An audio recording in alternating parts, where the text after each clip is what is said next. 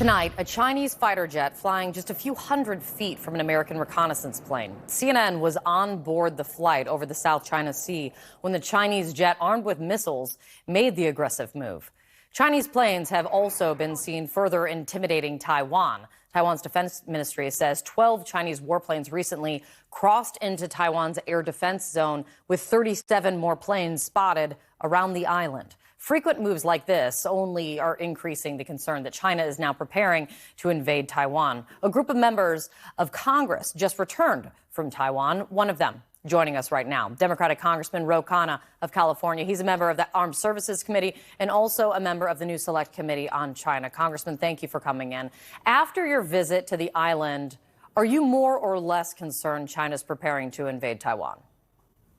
I'm less concerned if we do the right things. First, we need to honor Taiwan's defense requests. They have $18 billion of requests for harpoons, for Stingers, for HIMARS. We've got to get them those weapons. But at the same time, all of the parties in Taiwan believe that they can preserve the status quo and have engagement, and they want to actually have dialogue with China while beefing up their defense. I think the combination of that can avoid war.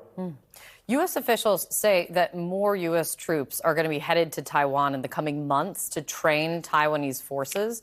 The Pentagon has said that that there right now are about 20 to 40 troops there now. Have you been briefed on how many are going? Kate, I don't know the specific numbers, but when we met with the defense minister in Taiwan, he did say that they are working with our military for training, that they really appreciate that training, that it has helped given them insights on what needs to be done. We need to continue that training, and we need to provide them with the defense weapons that they have requested. But are you worried at all that sending more U.S. troops could inflame tensions between the United States and China even further, the message that it would send, especially in this moment?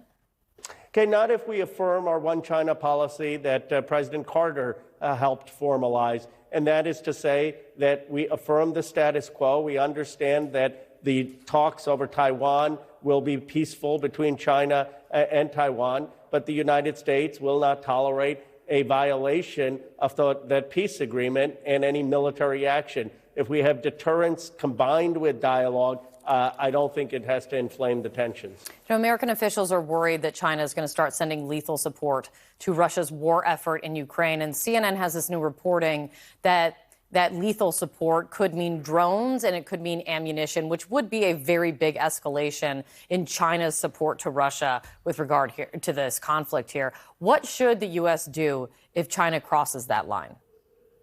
Well, one, the United States should make it very clear that there will be consequences. Those consequences could mean economic sanctions. Those consequences could mean sanctions on the individuals and companies supplying those arms. That would be a really serious violation of international law and helping Putin with an illegal war. And I'm glad that the Biden administration has made it clear that that would be crossing a line. You know, the British Foreign Secretary was on with us last night, and he questioned why China would want to link itself to Russia like this. Let me play for you what he said. I can completely understand why Russia would try and seek an enhanced relationship with China. But the point I made to the Chinese authority, to Wang Yi, who I met with, is I cannot see how it can possibly be in China's interest to import the level of criticism and international condemnation that would inevitably come with any supplying of military equipment to Russia. I can see what Russia needs from China. I cannot understand what China might realistically want or need from Russia. Congressman, what do you think of that? Well, I hope he's right. But look, China has tried to expand its influence in that entire region. They have an influence on Pakistan. They have an influence on Sri Lanka. They've obviously taken over Tibet. They're trying to influence Nepal. And so my guess is they want influence in Russia, and they want to have a control over the Asian region. And that is why we need to be concerned, and we cannot underestimate Xi Jinping's interests. Congressman Khanna, thank you for coming on.